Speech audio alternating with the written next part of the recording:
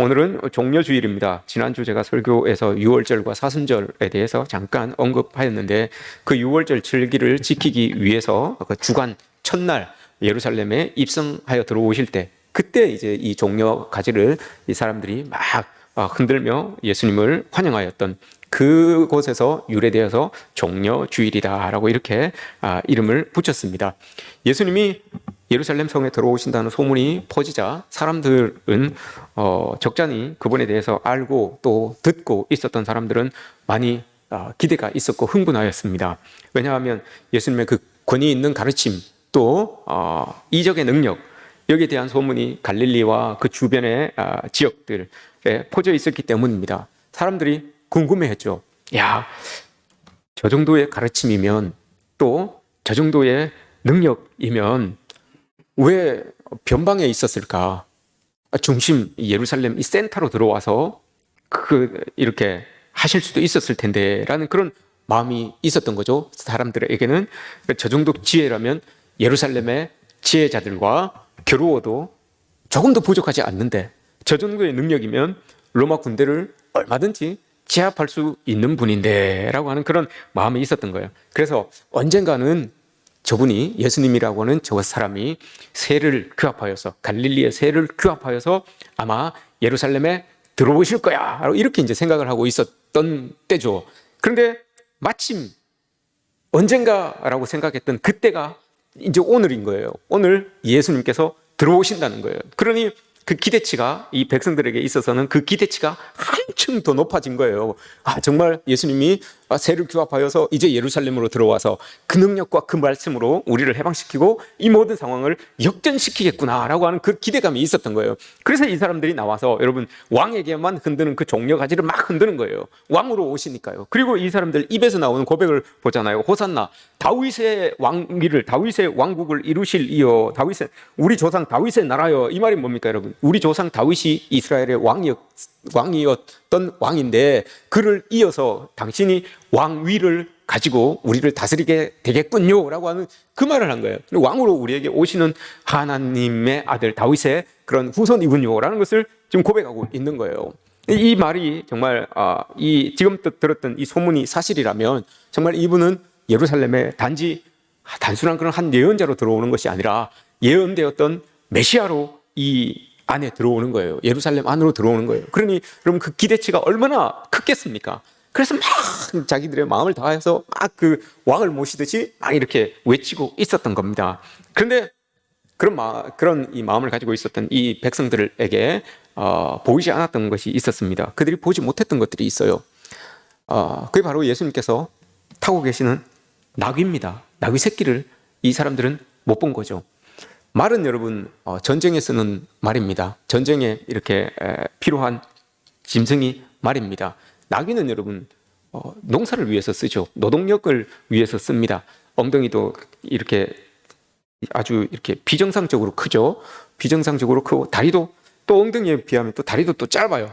참 이렇게 보면 좀 우스꽝스럽잖아요. 머리 이렇게 한번 이렇게 머릿속으로 이미지를 한번 떠올려 보십시오.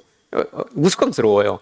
근데 말은 타고 있으면 이렇게 쳐다보는 사람으로 하여금 위압감을 느끼게 합니다. 말 위에서 이렇게 딱 내려다보고 있으면 위압감이 들 수가 있죠. 그런데 어린 나귀를 타고 있는 그 예수님을 한번 생각해 보십시오. 어른이 여러분 그 개만한 나귀를 이렇게 타고 폼 잡고 이렇게 있다고 한번 생각해 보십시오.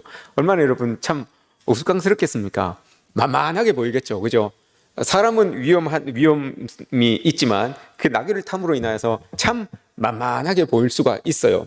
사람들의 눈에는 이 종려나무를 흔들면서 사람들은 애써 여러분 예수님의 그 모습은 안 보려고 했던 거죠. 사실 눈에 보이지 왜 안 보이겠습니까? 그런데 자기들의 기대감이 너무 컸기 때문에 왕으로 이 땅에 들어와서 우리를 해방시키고 이 상황을 역전시킬 분으로 그렇게 알고 막 환호하고 있는데 그분이 나귀를 딱 타고 있으니까 자기들의 기대치와는 너무나 다른 모습이에요. 그래서 보았지만 보지 않은 것처럼 보이지만 안 보이는 것처럼 그렇게 예수님을 지금 맞아들이고 있는 겁니다.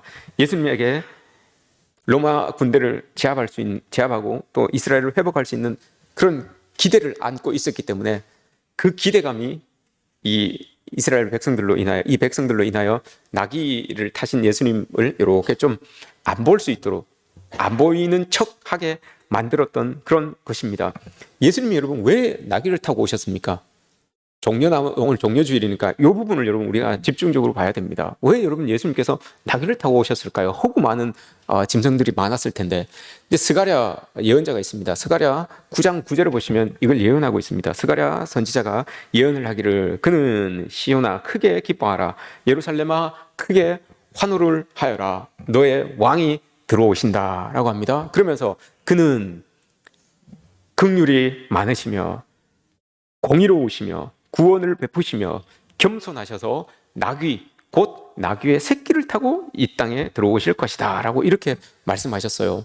근데 그걸 그냥 단순히 그냥 예언으로 그냥 나귀 타고 예수님 들어오십니다 라고 이렇게만 예언하신 게 아니에요. 여러분 그 안에 담겨져 있는 의미를 우리가 알 수가 있어야 돼요. 왜 스가랴 선지자는 예수님께서 나귀를 타고 이 땅에 들어오실까, 나귀를 타고 이 땅에 들어오신다라고 이렇게 예언을 하셨을까요? 그것은 예수님께서 어떤 분이시고 우리에게 오시는 그 예수님이 어떤 분이시고 과연 그분이 우리에게 오셔서 어떤 사역을 해 나가실지 그걸 보여주는 거예요. 여러분 그 한마디 예언으로 인하여서 예수님은 어떤 분이시고 예수님은 어떻게 사역하실 것인지 그걸 다 보여주고 있는 거예요. 그 한마디에서. 메시아는 여러분 이 스가랴 선지자의 예언처럼 칼을 든 용사로 여러분 오시는 게 아니에요. 종의 모습으로 우리에게 오시는 겁니다. 모든 사람 위에 여러분 힘으로 군림하시는 분으로 그렇게 오시지 않아요.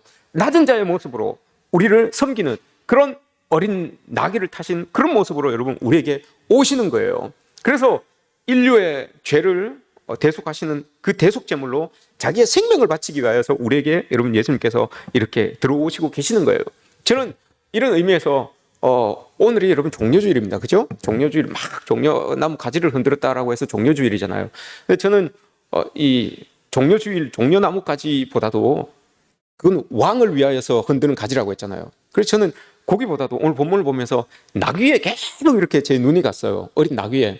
왜냐하면 이 어린 나귀가 예수님이 어떤 분이고 예수님이 장차 하시게 될 사역을 보여주는 그 모토잖아요. 그죠? 그래서 저는 종려주일보다도 내년에는 우리끼리 부르기를 나귀주일이다 이렇게 불렀으면 어떨까 하는 그런 생각이 들어요. 나귀주일. 그래서 새끼 나귀를 저기 교회 입구에다가 이렇게 묶어 놓는 겁니다. 그래서 들어오시다가 한 번씩 타보고 저 우리 신혼여행 가면 말 타고 사진도 찍잖아요. 우리도 저기 나귀에다가 이렇게 타고 사진을 한 번씩 찍는 거예요. 그래서 500원씩 주고 이제 파는 거죠.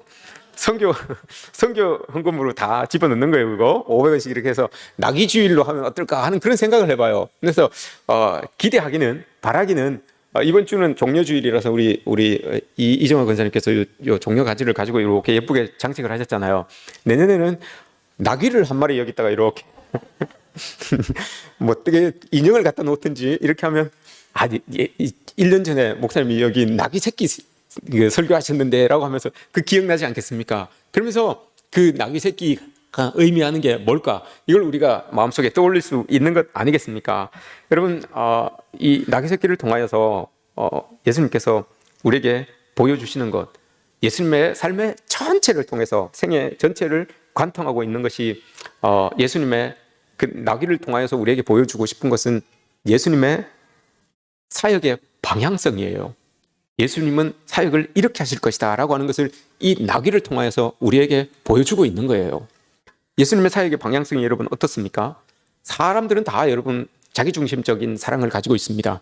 다 자기를 사랑해요. 그래서 모든 이 자신을 한없이 높이는데 만족감을 얻습니다. 이게 자기애잖아요. 나를 사랑하는 거잖아요. 그런데 예수님의 사역의 방향성은 나 중심이 아니라 낮은 곳으로서의 사랑, 낮은 곳으로 흐르는 사랑, 이게 여러분 예수님의 사역의 방향입니다.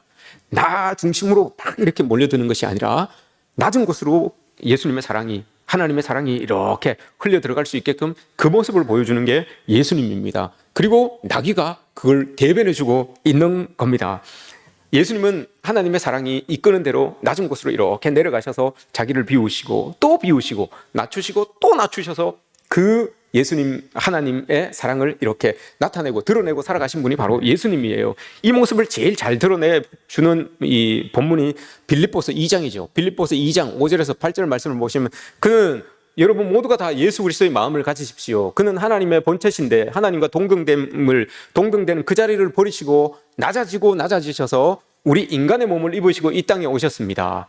그는 공의로우신 분이시고 그는 자비로우신 분입니다. 그럼에도 불구하고 그가 십자가를 지기까지 죽기까지 우리를 사랑하셨습니다 라고 하는 게 그게 빌립보서 2장 5절에서 8절 말씀이에요. 그게 예수님의 이 땅에서의 사역을 사도 바울이 빌립보 교회를 향하여서 보여주신 그 말씀 한 구절에 다 담겨져 있는 거예요. 그게 예수님의 사역이고 예수님의 모습이에요. 근데 한번 생각을 해보십시오. 여러분, 하나님의 아들이 정말 낮아지고 없어지고 비우고 없어지고 이 모습으로 우리에게 오셨는데, 여러분 예수님을 한번 오신 그때부터 한번 이렇게 생각을 해보십시오. 육신의 몸을 입고 여러분 우리에게 오셨다는 거, 육신의 모습을 입고 우리에게 오셨다는 거, 이게 정말 낮은 모습 아닙니까? 그리고 여러분 그냥 툭 오실 수도 있으셨는데 비천한 부부의 몸을 입고 또 부모로 두고 이 땅에 내려오셨어요. 그 낮은 모습을 또 보여주는 거죠. 그리고 여러분 짐승의 먹이통에서 태어나셨어요. 하나님의 아들이라면 여러분 적어도 짐승의 먹이통이 아닌 곳에서 태어나실 수도 있었잖아요. 그런데도 불구하고 짐승의 먹이통에서 태어나셨습니다. 그리고 또 보십시오. 그 소식이, 태어났다는 소식이 여러분 정말 왕으로 이 땅에 오신 분이라면 왕가의 높은 사람에게 다 알려졌을 수도 있어요. 그런데 그 소식이 누구에게 전해집니까? 여러분 가장 낮은 계층에 있었던 목자들에게 여러분 그 소식이 제일 먼저 전해져요. 그 목자들에게서 지금 받고 있는 거죠. 그리고 예수님께서 여러분 그렇게 오셨으면, 정말 왕의 아들로 오셨으면, 날 때는 그렇게 났지만 그러면 삶은 그렇게 살지 않아도 되잖아요. 왕의 아들로 오셨다면. 그런데 그 삶도 여러분 삶을 보시면, 30년의 삶을 보시면 여러분 그냥 나사렛에서 평범한 사람으로서 목수의 아들로 살아갑니다. 육체 노동을 다 하면서 30년을 사셨어요. 인간이 겪는 그 수고와 아픔과 고통과 유혹과 이 모든 것들을 여러분 예수님은 30년 동안 사시면서 다 느끼시면서 그렇게 사셨어요. 그리고 세례 요한에게 세례를 받으시잖아요. 세례 요한에게 세례를 받으시면서 죄도 없으신 분이, 세례는 여러분 죄 있는 사람이 죄 씻음을 받기 위하여 받는 게 세례잖아요. 근데 예수님은 죄도 없는 분이 세례를 받으세요. 왜 여러분 예수님이 죄도 없는 분이 그 세례 요한에게 세례를 받으셨습니까? 인류의 모든 죄를 내가 짊어지겠다 이 말이에요. 인류의 모든 죄를, 하나님께서 나를 이 땅에 보내신 이유가 바로 이거다. 인류의 모든 죄를 내가 다 짊어지고 가겠다라고 하는 그 의미에서 세례 요한에게 세례를 받으신 거예요. 그리고 세례를 받고 나서 여러분 광야에 들어가시잖아요. 광야에서 40일을 지내십니다. 금식하면서 지내십니다. 그러면서 시험을 받잖아요. 그 기간 동안에 시험을 받아요. 사탄에게 시험을 받아요. 이럴 이유가 하나도 없어요. 여러분 예수님이 왕의 모습으로 스가랴 선지자가 이야기한 것처럼 예루살렘아 환호하여라, 너희를 구원할 왕이 너희에게 들어가신다라고 했을 때 거기까지만 딱 보셨으면, 왕으로 우리에게 오시면 여러분 여기까지 한 거 아무것도 필요 없어요. 육체로 날 필요도 없고, 가난한 자의 모습으로 오실 필요도 없고, 가난한 부부의 그런 아들로 올 필요도 없고, 먹이통에서 날 필요도 없고, 육체의 고통을 안고 이 땅을 살아갈 필요도 하나도 없었어요. 그런데 예수님이 그렇게 다 하셨어요. 왜 그렇게 하셨습니까, 여러분? 하나님의 사랑이 예수님을 통하여 낮은 곳으로 흐르고 있다는 것, 이거 보여주시려고 여러분 예수님이 그렇게 하신 거예요. 광야에서 여러분 시험을 받으실 때 그 시험이 뭐였습니까, 여러분? 사탄이 3가지 시험을 했잖아요. 그 시험도 똑같은 거예요. 뭐냐? 하나님의 아들이라면, 네가 하나님의 아들로서 가지고 있는 그 큰 능력이 있는데 그 큰 능력을 사용하여서 너의 영광을 한번 드러내봐라. 너의 사랑이 가지고 있는 그 사랑이, 여러분 그 사탄의 시험은 그 사랑이 나에게 집중될 수 있도록, 나 중심적인 사랑으로 표출될 수 있도록 너 그렇게 한번 해봐라. 이게 여러분 사탄의 시험이었어요. 그런데 여러분 예수님은 단호하게 거절하잖아요. 왜냐? 이 하나님의 사랑은, 예수님을 통하여서 주어지는 하나님의 사랑은 낮은 곳으로 흘러내리는 사랑이에요. 그렇기 때문에 여러분 그 시험에서 아주 단호하게 이길 수가 있었던 거예요. 나를 한번 드러내봐라. 너 정말 너를 높이고, 네가 가지고 있는 그 능력 가지고, 하나님의 아들인데 그 능력 가지고 너를 높이고 너를 영광스럽게 한번 해봐라 라고 이렇게 이야기를 해요. 대부분의 사람들은 여러분 이런 시험에서 넘어질 수 있죠. 내가 능력이 없으면 또 몰라요. 내가 능력이 있어요. 힘도 있고요.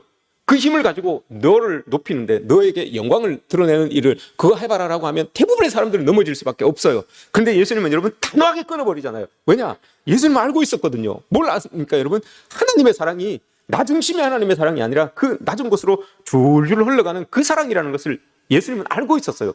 이걸 어떻게 알았느냐 여러분? 예수님이 그 세례를 받으시고 난 다음에 하늘로부터 어떤 소리가 들렸습니까? 이는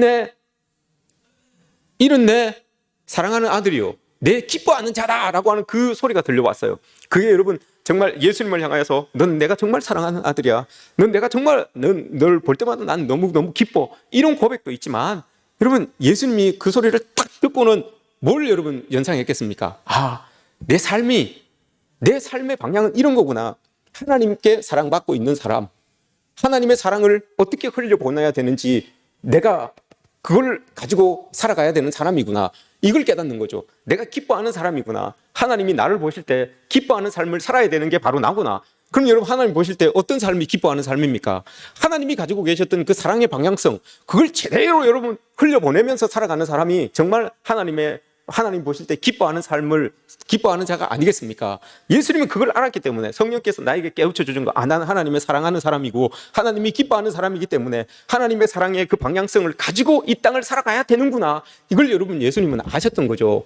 우리가 여러분 그 하나님 하늘로부터 들려오는 그 말씀을 여러분 그냥 흘려보내면 안 돼요. 우리의 삶의 방향성도 여러분 이렇게 돼야 되는 거예요. 하나님이 우리를 사랑하는 사람으로서 그 사랑을 하나님의 사랑의 방향성과 똑같이 흘려보내면서 살아가는 사람, 하나님이 기뻐하신다고 하셨을 때 정말 그 기뻐하는 삶을 살아내면서 살아가는 사람, 이게 여러분 우리의 모습이에요. 우리의 삶의 방향성이 되어야 되는 거죠.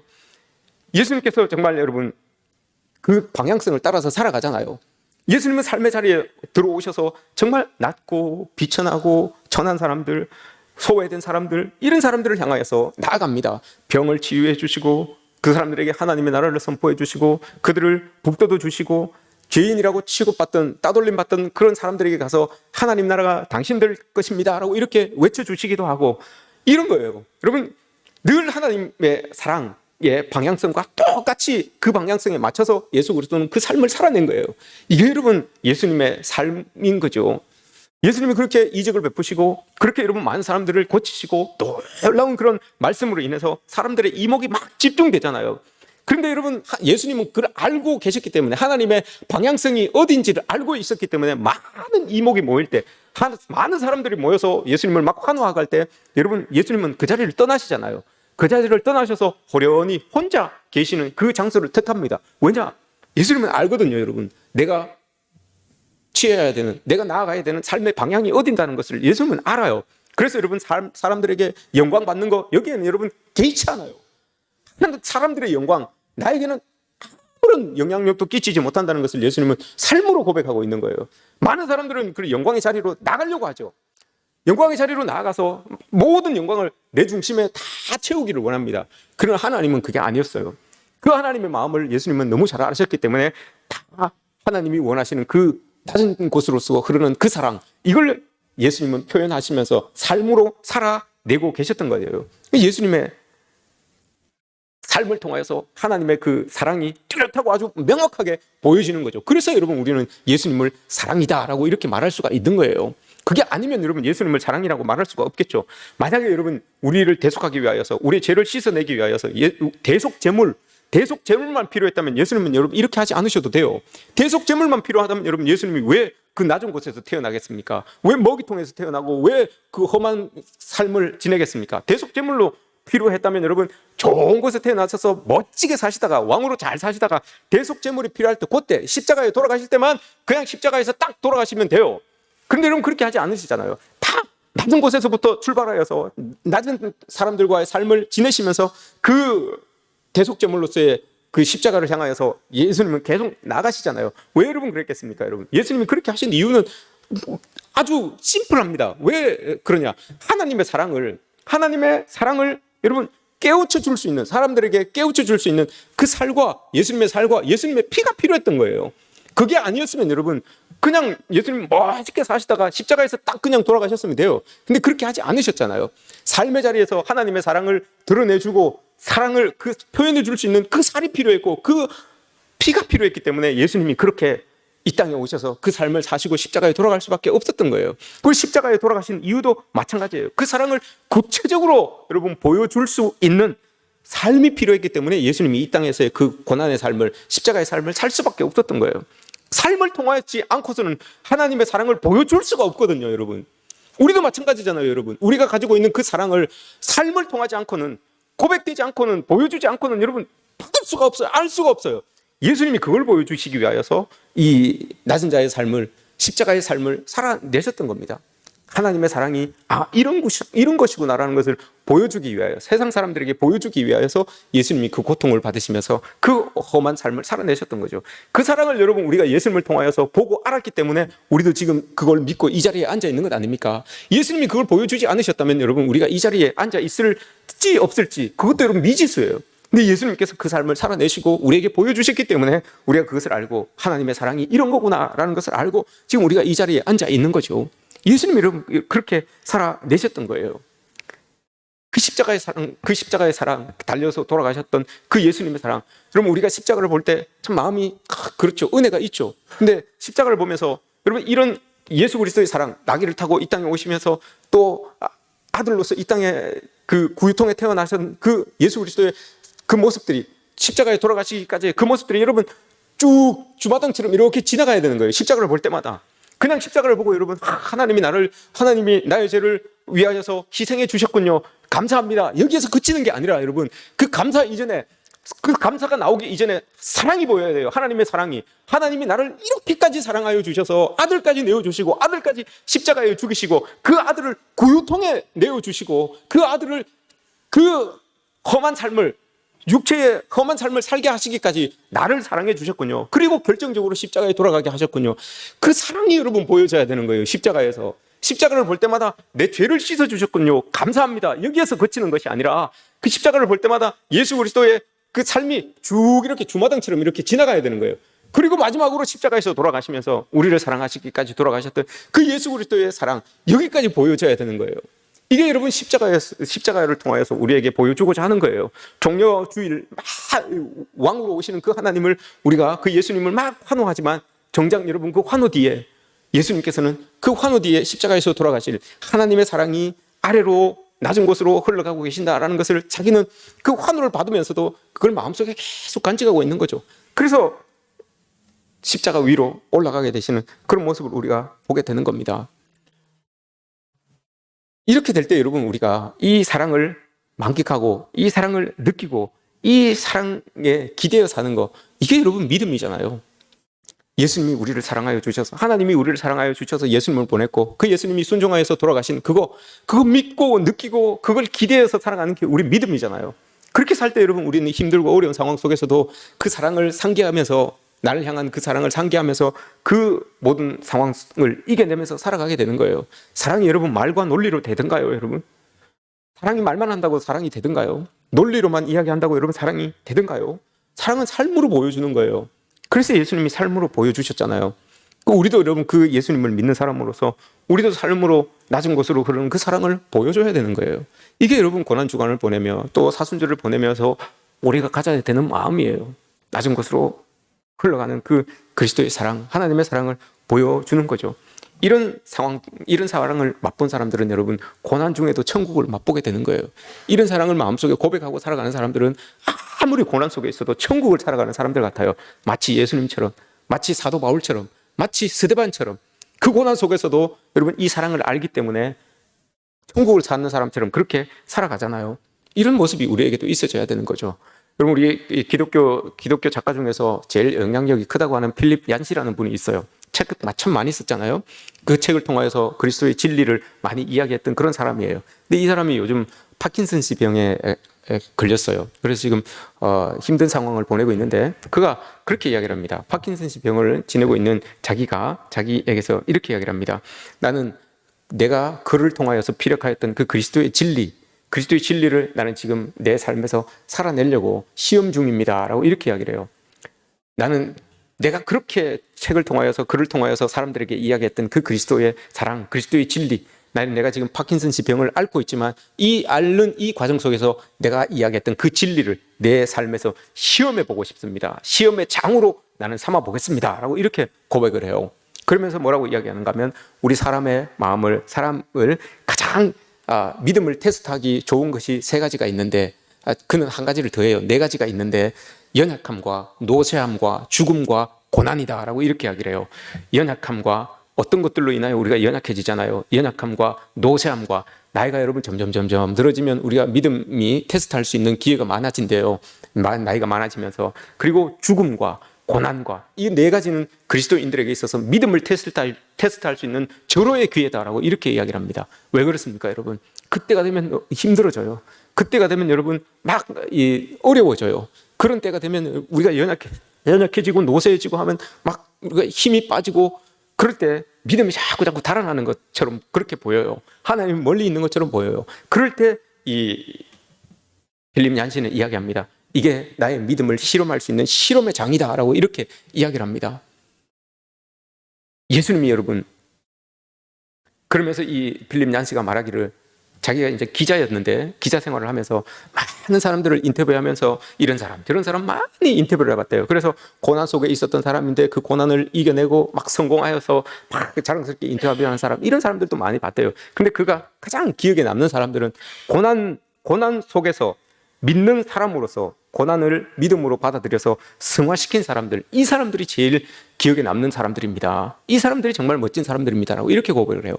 고난 속에 있지만 그 고난을 이겨내지는 못하지만 믿음으로 그걸 받아들이는 거예요. 믿음으로 받아들여서 이겨내보려고 열심히 살아가는 거예요. 믿는 사람답게 그렇게 이겨내지는 못했지만 끝까지 이겨보려고 살아가다가 여러분 죽음을 맞이하는 사람들도 많다는 거예요. 그 고난을 이겨내지 못하고 믿음으로 이겨냈으면 좋겠는데 이겨내지 못하고 그렇게 살다가 죽는 사람들도 많대요. 그런데 그 모습이 너무너무 숭고하대요. 내가 믿음을 지키면서 믿음으로 고난을 이겨내면 좋은데 이겨내는 못하지만 그 고난에 짓눌려서 믿음을 잃어버리는 것이 아니라 이겨내지는 못하지만 그래도 하나님 붙들고 그래도 믿음 붙들고 그걸 이겨보려고 한 발짝 걸어가는 그 모습이 너무 숭고하더라는 겁니다.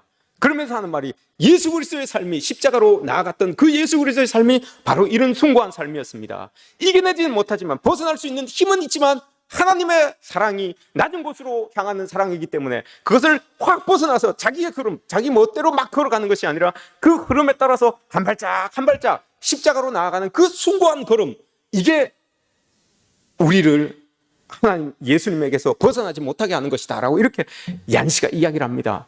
여러분, 우리의 삶에서 고난이 없으면 좋죠. 노쇠함이 없어도 좋습니다. 연약함이 없어도 좋고요. 죽음이 없으면 너무 좋죠. 그러나 이런 것들은 인생에서 우리가 가져야 되는 기본 값이에요. 그 기본 값을 여러분 어떻게 할 수가 없어요. 이건 모든 인생에게 주어지는 기본 값이에요. 연약해지고 나이가 들면 연약해지는 게 맞아요. 시간이 지나면 나이가 들 수밖에 없어요. 노쇠해질 수밖에 없어요. 노쇠함의 끝은 여러분 죽음 아닙니까? 이건 여러분 우리 모두에게 주어진 인생의 기본 값이에요. 근데 여러분 이 기본 값을 대할 때 우리의 반응이 여러분 어떻습니까? 하나님의 사랑으로 믿음으로 반응합니까? 아니면 정말 그 기본값에 억눌려서 그 고난이 주는 그 힘듦이 주는 그것에 억눌려서 여러분 믿음까지 다 증발시키는 그런 삶을 살아가고 있는 것입니까?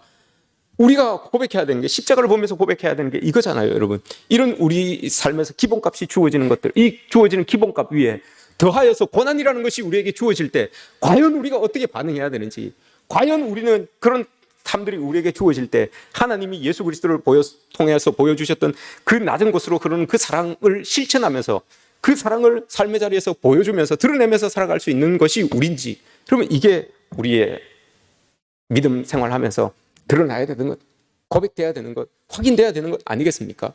예수님이 종려 주일날 예루살렘으로 들어오신 것이 바로 이것을 확인하기 위하여서, 확인시켜 주시기 위하여서 종려 주일날 이 예루살렘으로 들어오셨다는 것을 여러분 우리가 기억해야 됩니다. 우리의 삶이 여러분 이러하였으면 좋겠습니다. 하나님께서 정말 내 안에 축적되어 있는 그 하나님의 사랑, 예수님의 사랑으로 인하여서 우리의 인생의 기본값이 우리에게 주어질 때, 또한 그것에 더하여서 고난이나 어려운 상황들이 더 더해질 때도 여러분 우리가 정말 마음속에 축적되어 있는 그 하나님의 사랑으로, 예수 그리스도의 사랑으로 인하여서 놀랄 만큼 믿음으로 반응할 수 있는 여러분들이 되시기를 축복합니다. 놀랄 만큼 여러분 하나님의 사랑으로, 예수 그리스도의 사랑으로 이 땅에 주어지는 그 기본값에 반응하며 대응하며 살아갈 수 있는 여러분 되시기를 주님의 이름으로 축복합니다.